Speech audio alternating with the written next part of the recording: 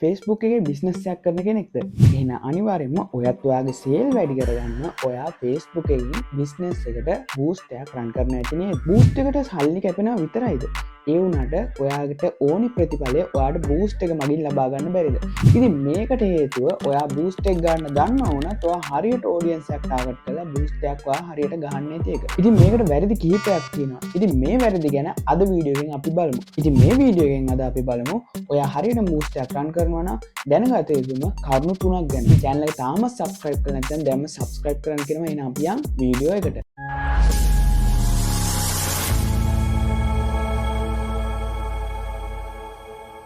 අපි දැන් බලමු ඔයා බූස්ට් බටන් එක ක්ලික් කරන්න කලින් ඔයා 100% දැනගෙන ඉන්න අවශ්‍යයි ඔයාගේ පෝස්ට් එක ගැන. මොකද ඒක ක්වොලිටි එක තිබ්බ නැත්නම් ඔයාගේ මේ බූස්ට් කරන එකෙන් ප්‍රයෝජනයක් නැති වෙන්න ප්‍රධාන දෙයක් ලෙස ඒක බලපානවා. ඒ කියන්නේ ඔයා ඔයාගේ බූස්ට් එක ගන්න යන පෝස්ට් එකට වැඩියෙන් ටෙක්ස්ට් ඇතුළත් කරන එක, කිසිම ලස්සනක් නැතුව පෝස්ට් එක ඩිසයින් කරන එක, මෙන්න මේ දේවල් කරොත් ඔයාගේ පෝස්ට් එක බලන ප්‍රමාණය අඩු වෙලා යනවා. ඉතින් ඔයා බූස්ට් එකට කොච්චර සල්ලි දැම්මත් වැඩක් නැහැ. මෙන්න මේ දේ නිසා ඔයාගේ පෝස්ට් එකට නැත්නම් ඔයාගේ බූස්ට් එකට එන ඔඩියන්ස් එක අඩු වෙනවා. ඉතින් මේකදී ඔයා කරන්න ඕනේ පළවෙනි දේ තමයි ඔයාගේ ප්‍රොඩක්ට් එකකින් නැත්නම් සර්විස් එකකින් දෙන දේ පමණක් නැත්නම් ඔයාගේ ඔඩියන්ස් එකට අවශ්‍ය දේ පමණක් ඒ පෝස්ට් එකේ ඇතුළත් කරලා තියෙන එක. අනිත් එක තමයි ඒ පෝස්ට් එක දැක්ක ගමන් wow look එකක් එන විදිහට ඔයා ඔයාගේ පෝස්ට් එක නිර්මාණය කරන්න ඕනේ. ඉතින් මෙන්න මේ දේවල් ගැන සැලකිලිමත් වුණොත් ඔයාට පළවෙනි දේ විදිහට බූස්ට් එකක් ගහන්න කලින් ඔයා දැනගන්න අවශ්‍ය පළවෙනි දේ විදිහට මෙන්න මේ පෝස්ට් එක ගැන සැලකිලිමත් වෙන්න වෙනවා. ඉතින් ඔයාට පුළුවන් දැන් වෙද්දි AI වලින් නැත්නම් ChatGPT සහ Gemini වලින් ඔයාට සිංහලෙම පෝස්ට් ලස්සනට නිර්මාණය කරගන්න. ඉතින් මම ඒක ගැන වීඩියෝ එකක් ඔයාලට කරා. ඉතින් උඩින් යන කාඩ් එකෙන් ඔයාලට ඒකට අවශ්‍ය වීඩියෝ එක බලා ගන්න පුළුවන්. ඉතින් නැත්නම් ඔයාලට පුළුවන් ChatGPT එකට ගිහිල්ලා නැත්නම් Gemini එකට ගිහිල්ලා ඔයාට අවශ්‍ය ප්‍රොඩක්ට් එකට අවශ්‍ය පෝස්ට් එක ලස්සනට නිර්මාණය කරගන්න. දැන් අපි පෝස්ට් එක හදාගත්තනේ. නමුත් බූස්ට් එකක් කරන කෙනෙක් කරන දෙවෙනි වැරද්ද සහ බූස්ට් එකට අවශ්‍යම දේ තමයි ඔඩියන්ස් එක කියන එක. ඉතින් මෙන්න මේ දේදී ඔයාලා ගොඩක් වැරදි කරගන්නවා බූස්ට් එකක් රන් කරද්දී. මෙන්න මේ දේ නිසා ප්‍රධාන වශයෙන් බලපානවා ඔයාට සේල් එකක් එන්නේ නැති වෙන්න සහ ඔයාගේ බූස්ට් එක අදාළ ඔඩියන්ස් එකට යන්නේ නැති වෙන්න. ඉතින් බූස්ට් එකේදී ඔඩියන්ස් එක මුලින්ම සිලෙක්ට් කරන්න ඕනි ඔයාගේ අවශ්‍ය ප්‍රදේශය. ඒ කියන්නේ ඔයා ටාගට් කරන ඔයාගේ ප්‍රොඩක්ට් එක නැත්නම් සර්විස් එක ටාගට් කරන ප්‍රදේශය, රට, මෙන්න මේ දේවල් ගැන ඔයා සැලකිලිමත් වෙන්න ඕනි. ඊට පස්සේ ඔයාට තියෙන්නේ ඊළඟ එක තමයි සහ වැදගත්ම දේ තමයි ඒ වගේම ගොඩක් අය දන්නේ නැති දෙයක් තමයි මෙන්න මේ ඔඩියන්ස් එකේදී හරියටම ඔයාගේ ප්‍රොඩක්ට් එකට සර්විස් එකට අදාළ ඒ කස්ටමර්ස් ටැග් ටික හරියට ගන්න දන්න. ඔයා හිතන්න ඔයාගේ ප්‍රොඩක්ට් එක බයි කරන්න ඉන්න කෙනෙක් කියලා ඔයා. එතකොට ඔයා සාමාන්‍යයෙන් මොනවද Facebook එකේ හොයන්නේ? ඔයාගේ ප්‍රොඩක්ට් එක සම්බන්ධයෙන් ඔයා ප්‍රොඩක්ට් එක සර්ච් කරනවා නම් කොහොමද සර්ච් කරන්නේ කියලා ඔයා හිතාගෙන විදිහට ගත්තොත් ඔයා ක්ලෝතින් මොනවාද ගන්නවා නම් අපි හිතමු ඔයා ෆ්‍රොක් එකක් නැත්නම් ටී-ෂර්ට් එකක් ගන්නවා කියලා. එතකොට ඔයා සර්ච් කරන්නේ ටී-ෂර්ට් නැත්නම් ෆ්‍රොක් කියලා. ඉතින් ඔයා ඇඩ් කරන්න ඕනේ ඔඩියන්ස් එකේ ටැබ් එකට. මෙන්න මේකෙදි ඔයාගේ කැටගරි එක තමයි ක්ලෝතින්. ඉතින් ක්ලෝතින් දෙයක් ඔයා සෙල් කරනවා නම් ඔයා ක්ලෝතින් නැත්නම් ෆ්‍රොක් නැත්නම් වුමන් ලට අයිති දෙයක්ද මෙන් ලට අයිති දෙයක්ද මෙන්න මේ වගේ කැමැති කැටගරි එකක් ඔයාට ඇඩ් කරන්න පුළුවන්. ඔයා රෙස්ටුරන්ට් එකක් කරන කෙනෙක් නම් ඔයාට වැඩක් නෑ ඔයා ක්ලෝතින් ගැන ඇඩ් කරලා.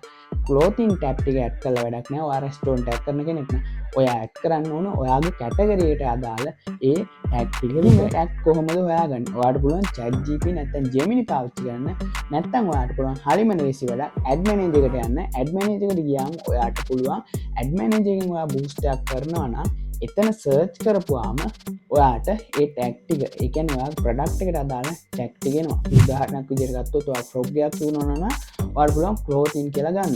ඉතින් ක්ලෝතින් කියලා සර්ච් කරපු ගමන් කෙලින්ම ටැග් ටික පල්ලෙහාට ඔයාට සජෙස්ට් කරලා ඔටෝම දෙනවා. නැත්නම් නෝමල් බූස්ට් එකක් ඔයා රන් කරද්දිත් ඔයාට මේක බලා ගන්න පුළුවන්. ඉතින් මෙන්න මේ ටැග් කියන එක අනිවාර්යයෙන්ම ඔයාට අවශ්‍යයි ඔයා බූස්ට් එක හරි ඔඩියන්ස් එකට යවද්දි. මොකද ටැග් කියන එකෙන් තමයි හරිම විදිහට හරි ඔඩියන්ස් එක ගාවට ඔයාගේ බූස්ට් එක යන්නේ. ඉතින් මෙන්න මේක වැදගත් ඔයාට. ඔයාට කියන්නේ ඔයා බූස්ට් එකක් රන් කරන්න දන්නවා. දැන් මෙන්න මේ පෝස්ට් එක එකම ඔඩියන්ස් එක මෙන්න මේ දේවල් ඔයා හදාගෙන තියෙනවා. නමුත් ඔයා බූස්ට් එක රන් කරන්නේ කිසිම මුදල් පාලනයක් නැතුව නම් ඔයාට ඔයාගේ බූස්ට් එකට වියදම් කරන ගානවත් කවදාකවත් ඔයාගේ සේල් වලින් ගන්න බෑ.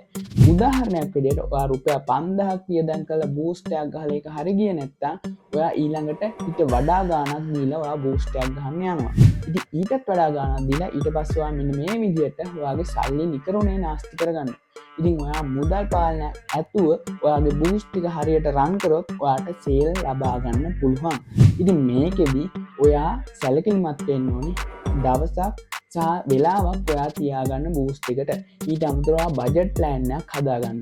උදාහරණයක් විදිහට ගත්තොත් සාමාන්‍ය ලංකාවේ බූස්ට් එකක් ඔයා ඕනෑම බූස්ට් එකක් ඔයා රන් කරනවා නම් සාමාන්‍ය 4න් පස්සේ වගේ ඔයා බූස්ට් එකක් කරන්න. ඒකට රිච් එක සහ ඔයාට එන සේල් ප්‍රමාණය වැඩි. ඒ වගේම සිකුරාද වගේ බූස්ට් එකක් කරොත් ඒකෙමුත් ඔයාට හොඳ සේල් එකක් ලබා ගන්න පුළුවන්. ඔයා ඩොලර් 10ක් ගහනවා නම් දවස් 10කට එක ඩොලරයක් ගන්නේ රුපියල් 3000ක් වගේ තමයි කැපෙන්නේ. ඉතින් මෙන්න මේ විදිහට ඔයාට පුළුවන් බජට් එක ප්ලෑන් කරගන්න. මම පළවෙනි සතියේ 3000ක් ගහනවා සහ අන්තිම සතියේ තව 3000ක් ගහනවා. ඒකට මාසෙකට බජට් එක 6000යි. මෙන්න මේ වගේ ප්ලෑන් එකක් ඇතුව ඔයාගේ බූස්ට් එක රන් කරන්න.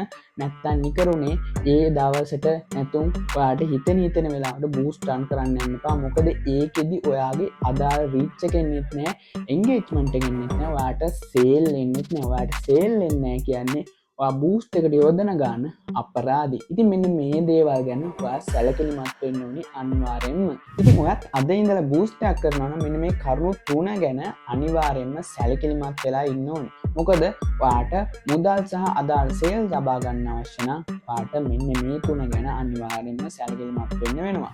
ඉතින් ඔයාලා බූස්ට් කරද්දී ඔයාලට එන ප්‍රශ්න මොනවද කියලා කමෙන්ට් එකක් දාගෙන යන්න. අනිවාර්යෙන් මෙන්න මේ කරුණු 3 එකක් හරි වාටත් ආවනම් කමෙන්ට් එකක් දාන්න. ඒකම වීඩියෝ එක හොඳ නම් වීඩියෝ ලයික් කරන්න අමතක කරන්න එපා. එහෙනම් ඊළඟ වීඩියෝ එක හම්බ වෙනකන් අදට අපි යනවා. බයි.